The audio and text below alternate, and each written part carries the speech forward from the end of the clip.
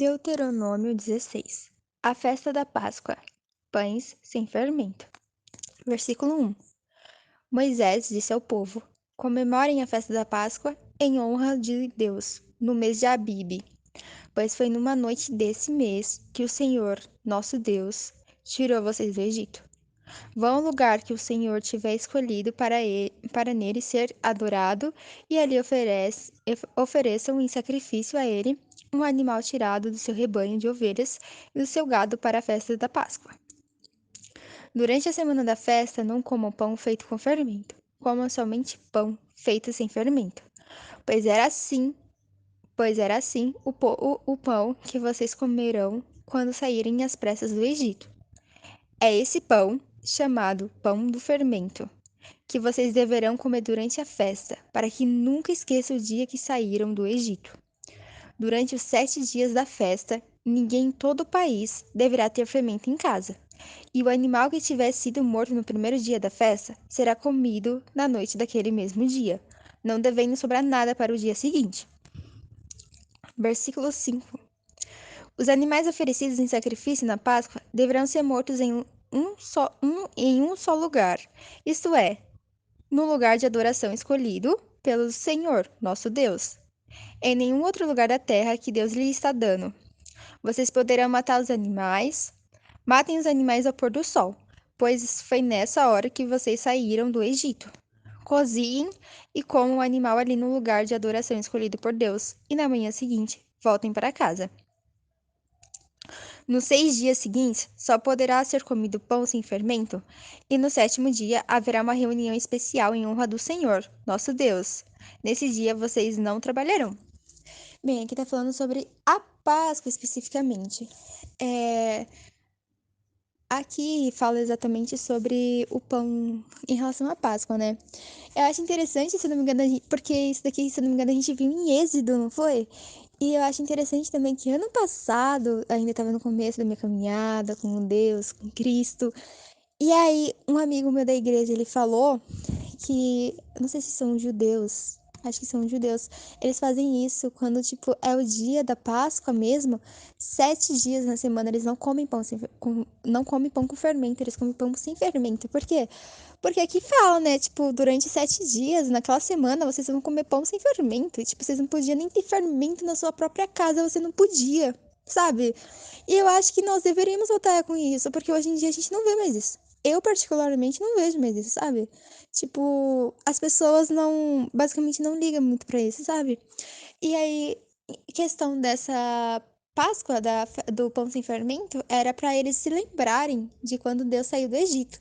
É tanto que quando falou pra matar um animal, matasse ao pôr do sol, comesse ao pôr do sol. Por quê? Porque foi quando eles saíram do Egito, no pôr do sol, naquele mesmo dia. Então, quando eles saíram do Egito, também não tinha pão com fermento. Então, era tipo tudo isso eram as coisas tipo mínimas para que eles pudessem se lembrar de onde eles vieram, da onde Deus libertou eles, do Egito.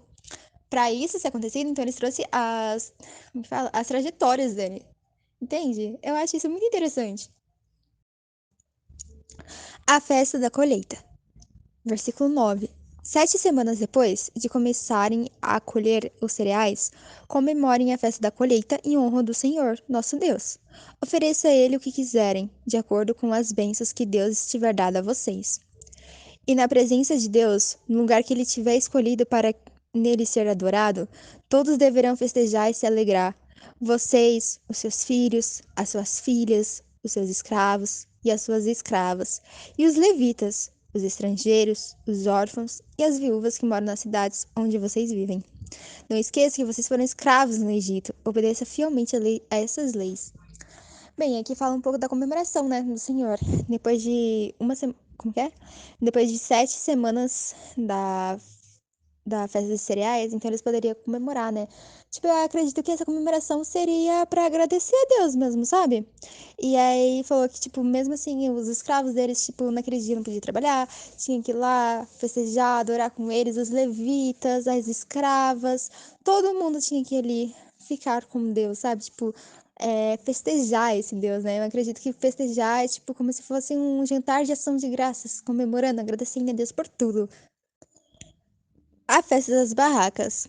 Depois de separarem os cereais da palha e de espremerem todas as uvas, comemorem a festa das barracas durante 7 dias. Todos devem festejar alegremente, vocês, os seus filhos e as suas filhas, os seus escravos e as suas escravas, e os levitas, os estrangeiros, os órfãos e as viúvas que moram nas cidades onde vocês vivem. Festejam durante 7 dias em honra do Senhor, nosso Deus, no lugar que ele tiver escolhido para nele ser adorado. Fiquem contentes e alegres, pois o Senhor lhe dará boas colheitas e abençoará tudo o que vocês fizerem. São essas as 3 ocasiões em que todo um homem israelita deverá apresentar-se na presença de Deus, no lugar que ele tiver escolhido para nele ser adorado: a festa da Páscoa, a festa da colheita e a festa das barracas. Que ninguém vá sem levar alguma coisa para oferecer a Deus. Porém, cada um deve fazer a sua oferta de acordo com as bênçãos que o Senhor, nosso Deus, lhe tiver dado. Bem, o que eu entendo aqui é que eles iam lá para comemorar essas festas. Então, as 3 festas eram muito importantes para o Senhor. E aqui na palavra o que eu acho interessante é que fala bem explicitamente: vai lá e se alegre, sabe? Vão lá contentes, felizes, alegres. Tipo, vá lá adorar a Deus, Senhor, tipo, alegre. Eu acredito como se fosse o culto de ação de graças mesmo, sabe? Vai lá, dê o seu melhor, se entrega ali, vai alegre, abre o teu coração para Deus ali, sabe? Ofereça alguma coisa para ele, sabe? Tipo, uma oferta para ele, tipo, entregue para ele. Sabe, Senhor, muito obrigado por ter me dado essa bênção. Eu achava que estava perdido, mas não, a bênção foi alcançada. Então entrega o seu melhor ali diante de Deus. Sabe, no culto de ação de graças, irmãos, é uma bênção. Então vai lá, entrega o seu melhor diante de Deus, sabe? Não se desvie disso, sabe?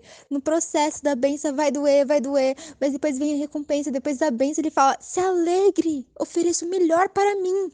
Vocês acham que para o israelita foi fácil? Não, não foi fácil. Para eles saírem do Egito, eles precisaram passar por um bocado de coisa. Mas Deus falou: eu estou com vocês. Tipo, Deus afirmou na vida deles que ia tirar eles de lá, eles só tinham que aguentar mais um pouquinho sem escravos. E Deus fez o quê? Depois de um tempo, Deus tirou eles de lá. E agora Deus está falando, depois disso tudo ter passado: faça a festa da Páscoa para que vocês possam se lembrar de onde eu tirei vocês, do Egito. E depois disso, adorem, adorem, adorem, adorem. Se alegre no lugar onde eu escolhi. Sabe, se alegre na presença de Deus. Depois de ter passado por toda aquela luta, toda aquela prova, eles se alegraram, eles ficaram contentes. Então, quando você for em um culto, sabe, você receber a sua bênção, vai lá, faz um culto de ação de graças, ofereça o teu melhor para Deus, sabe? Dê o seu melhor para Ele no altar. Sabe, é isso que Deus quer, Ele quer o seu melhor, Ele quer a sua felicidade, Ele quer ver você alegre, Ele quer ver você feliz. Você acha mesmo que Ele gosta de ver você triste? Não! Quando Ele te deu uma bênção, Ele sabia que aquilo ia fazer bem para você, mas você precisou passar por aprovação, assim como todo mundo precisa, assim como as pessoas precisaram passar por aprovação na palavra dEle. Quem somos nós para não passar? Jesus passou, todos nós passamos, então nós precisamos passar. E depois disso tudo, você pode se alegrar, você pode ser feliz diante da palavra dele, porque fala: se alegre, fique feliz, vá lá me adorar, mas vá feliz, vá alegre. Assim que você deve ir pro culto dele, sabe? Alegre, feliz. Mas claro que não é sempre que você vai feliz. Então, quando você puder, faz um culto de ação de graças.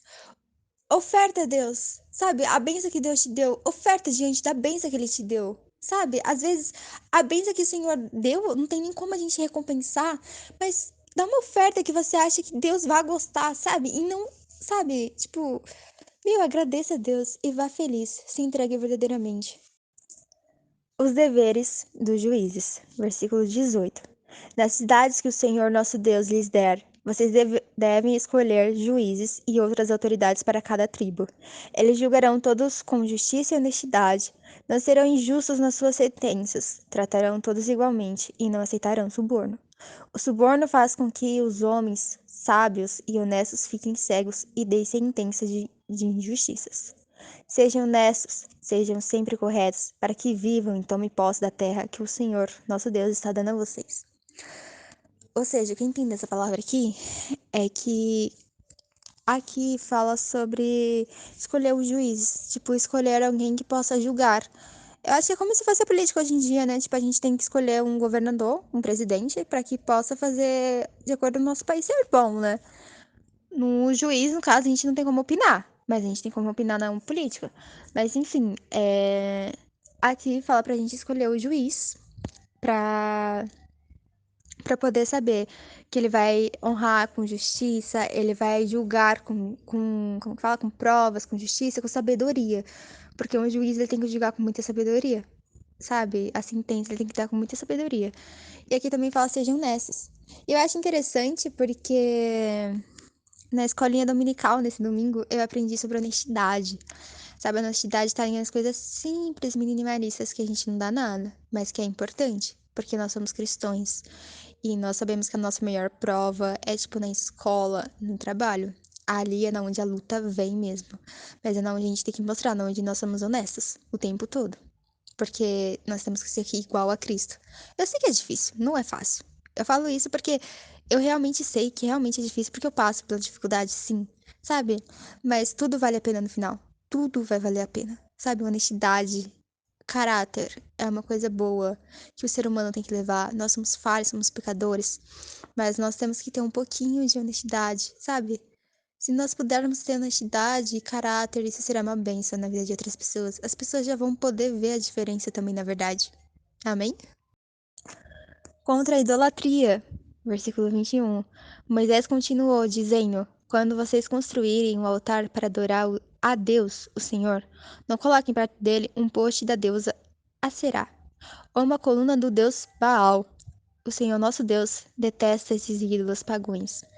Ou seja, idolatria, irmãos. Não podemos ter idolatrias. Mas aí eu não vou falar muito bem sobre idolatria, porque hoje em dia eu vejo muitas idolatrias, mas eu não me sinto confortável em falar em idolatria aqui, porque talvez eu não tenha tanto conhecimento assim para poder falar sobre idolatria, mas eu tenho um pouco de conhecimento e eu levo isso para mim. Eu sigo isso para mim. Possa ser que mais pra frente Deus me dê mais sabedoria para me poder falar um pouco sobre a idolatria, mas no momento não. Porque quando falamos de idolatria, as pessoas literalmente vêm e falam muito para você. E isso é algo muito ruim. Mas a palavra do Senhor fala: não idolatre, não idolatre, sabe? Agradeça só a Deus, seja só com Deus, porque é isso que a palavra fala. Amém? Assim, eu agradeço a oportunidade de estar fazendo esse estudo, que foi uma benção. Estava com muita saudade de fazer isso. Fazia tanto tempo que eu não fazia. Assim, sentir tão cheia novamente, é tão bom. Mas, enfim, agradeço a minha oportunidade em nome de Jesus.